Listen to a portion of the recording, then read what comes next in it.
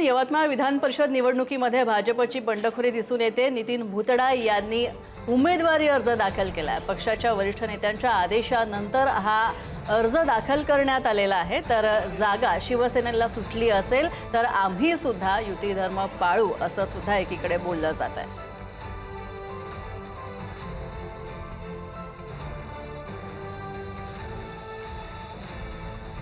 जर युती जागा शिवसेनेला सुटली असेल, शिवसेनेनं कुठच्या दगडालाही उभं केलं तर तो आम्हाला मान्य राहील। शिवसेनेचा उमेदवार कोण द्यायचा हे ठरवण्याचा अधिकार आमचा नाही, तो शिवसेनेचा आहे।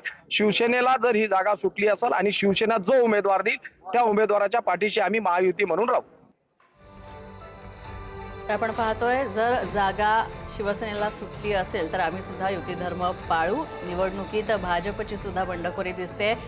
दीपक शास्त्री आमचे प्रतिनिधी आमच्या सोबत आहेत। दीपक, काय अपडेट्स या संदर्भात?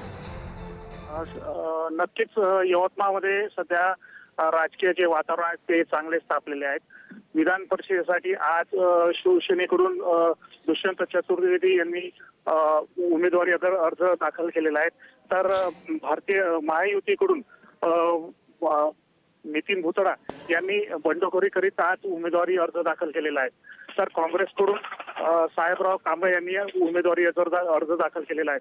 आणि येणाऱ्या 4 तारखेला कोण नेमकं याच्यामध्ये माघार घेणार याकडे मात्र आता सर्वांचे लक्ष लागले आहे। स्नेहल, धन्यवाद या अपडेट्स बद्दल। तर आपण पाहतो यवतमाळ विधान परिषद निवडणुकीमध्ये भाजपची बंडखोरी दिसते। तर नितीन भुतडा यांनी अर्ज दाखल केलेला आहे।